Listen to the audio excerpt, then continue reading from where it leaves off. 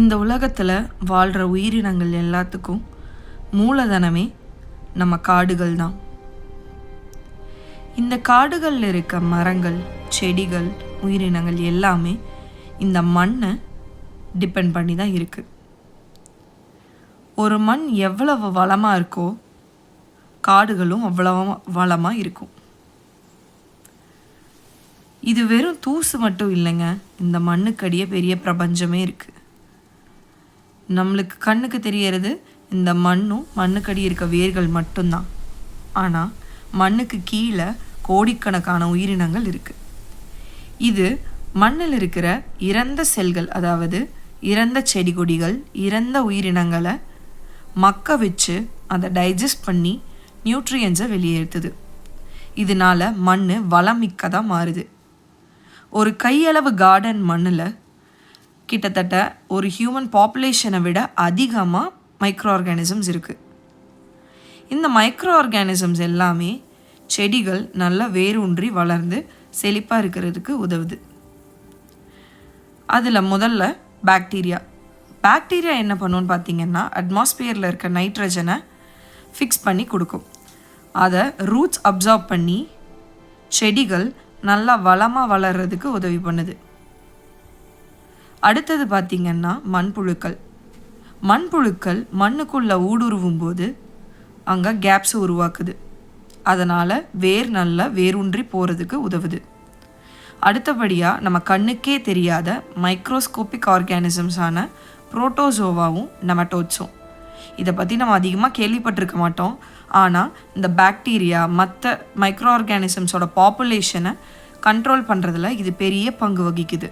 அது மட்டும் இல்லைங்க, செடி கொடிகளை எந்த ஒரு நோயிலிருந்தும் தாக்குதலிருந்தும் காப்பாற்றுது. இது எல்லாத்துக்கும் ஹீரோ யாருன்னு பார்த்தீங்கன்னா நம்ம ஃபங்கஸ் தான். இந்த த்ரெட் லைக் ஸ்ட்ரக்சர்ஸ் நம்ம செடியோட வேர்களோட ஒன்றாக இணைஞ்சு பார்ட்னர்ஸ் மாதிரி வேலை செய்யுது. இது பல கிலோமீட்டர் தொலைவில் பறந்து விரிஞ்சிருக்கு. இது செடிகளுக்கு இடையில ஒரு கம்யூனிகேஷன் மாதிரி ஒர்க் ஆகுது. கிட்டத்தட்ட 400 வருஷங்களுக்கு முன்னாடியே மரங்களுக்கும் ஃபங்கைக்கும் ஒரு கனெக்ஷன் இருக்குது. மரங்கள் தாம் ப்ரொடியூஸ் பண்ணுற சுகரில் 30% ஆஃப் சுகரை ஃபங்கஸுக்கு கொடுக்குது. அந்த ஃபங்கஸ் இது எல்லாத்தையுமே யூட்டிலைஸ் பண்ணிட்டு மரத்தோட வேரை விட பல மடங்கு பல தூரங்கள் ட்ராவல் பண்ணி அதுக்கு தண்ணியை எடுத்துகிட்டு வந்து கொடுக்குது. தண்ணி மட்டும் இல்லை, பல நியூட்ரியன்ஸ், பாஸ்பரஸ், நைட்ரஜன் எல்லாத்தையுமே கொண்டு வந்து கொடுக்குது. இதனால் மரங்கள் வறட்சி மற்றும் நியூட்ரிஷன் இல்லாததை தவிர்க்குது. ஒரு ஃபங்கஸோட மைசீலியம் கிட்டத்தட்ட 12 மரங்களை கனெக்ட் பண்ணுமா. அது மூலியமாக மரங்கள் பேசிக்கோன்னு சொல்கிறாங்க. இந்த ஃபங்கஸ் மரங்களுக்கு மட்டும் உதவலைங்க, நம்மளுக்கும் உணவை தருது. ஆமாங்க, இந்த மஷ்ரூம்ஸ் எல்லாமே ஃபங்கஸோட ஃப்ரூட்டிங் பாடி தான்.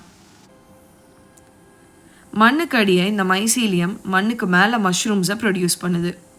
இந்த மஷ்ரூம்ஸ் மூலியமாக ஜென்ரேஷன்ஸை ப்ரொடியூஸ் பண்ணுது. மரங்களுக்கு எப்படி பழங்களோ அந்த பழங்கள் தான் அதோட அடுத்த ஜென்ரேஷனோ, அதே மாதிரி ஃபங்கஸோட அடுத்த ஜென்ரேஷன் தான் இந்த ஃப்ரூட்டிங் பாடிஸ், அதாவது மஷ்ரூம்ஸ். இதில் எடிபிள் அண்ட் நான் எடிபிள் மஷ்ரூம்ஸ்னு 2 இருக்குது.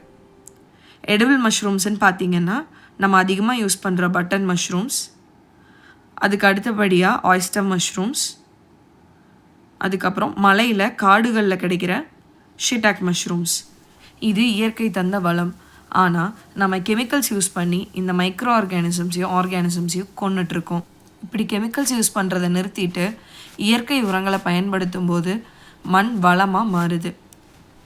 வளமான மண் மைக்ரோ ஆர்கானிசம்ஸை சப்போர்ட் பண்ணுது. இந்த மைக்ரோ ஆர்கானிசம்ஸ் பல மைல் தூரங்களில் இருக்க மரங்களை ஒன்றிணைக்குது.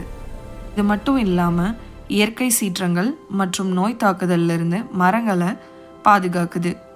இதனால் நல்ல வளமான காடுகள் உருவாகுது. ஆரோக்கியமான காடுகள் மனித வாழ்வின் ஆதாரம்.